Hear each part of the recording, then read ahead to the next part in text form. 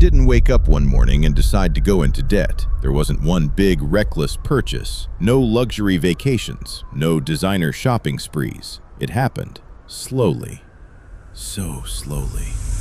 And by the time we realized how deep we were staring at over $26,000 in debt.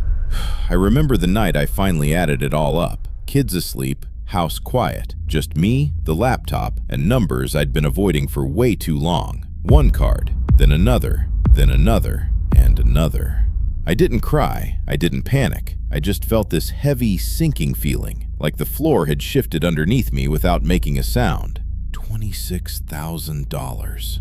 My husband and I got into debt the way a lot of couples do. It started in college, where credit cards felt normal and student loans felt inevitable. Nobody sat you down and said, "Hey, this is a weight you'll carry for years." It just felt standard. Then life picked up speed. Car loan, house, 2 kids, hospital bills, repairs, responsibilities nobody fully prepares you for.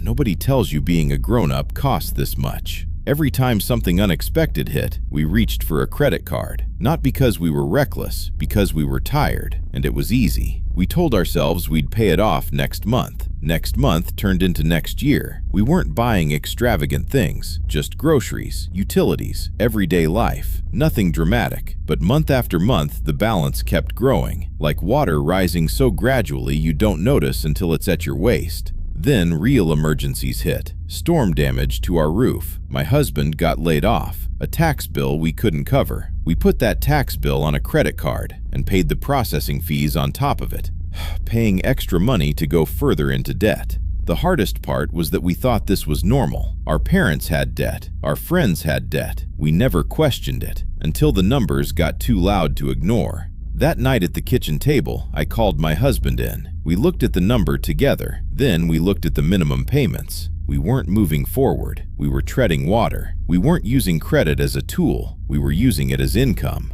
and that had to stop. So we made a budget, a real one, every dollar planned before the month began. And that's when we finally saw the leaks. Cable, unused subscriptions, phone plans we'd never shopped around on, convenience spending that had become invisible. We cut it, all of it, switched phone plans, canceled subscriptions, shopped at discount stores, meal planned, even called our daycare and asked for flexibility. And there was some.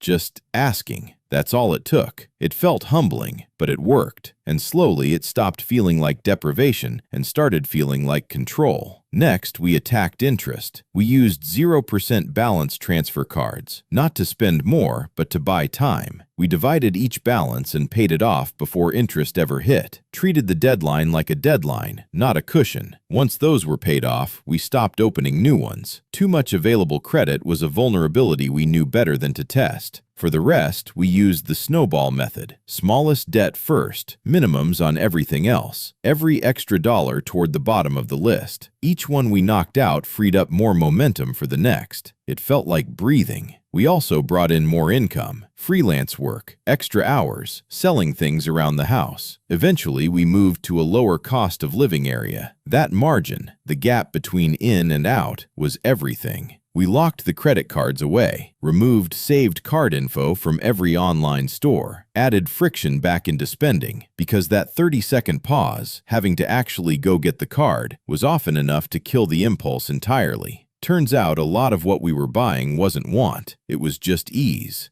And then there was consistency. 18 months of showing up. Hard months, slow months, months where something unexpected hit and we adjusted and kept going anyway. We found motivation in books, podcasts, communities of people doing the same thing. People who made debt payoff feel normal instead of debt itself. It made us feel less alone. And then one day, it ended. Final payment, balance refreshed, 0. $26,000, gone. Not because we got lucky, because we made a plan and showed up for it, month after month after month. If you're sitting somewhere right now with a number that feels impossible, you are not broken, you are not alone. The way out is slow, intentional, structured, and completely possible. 1 month at a time.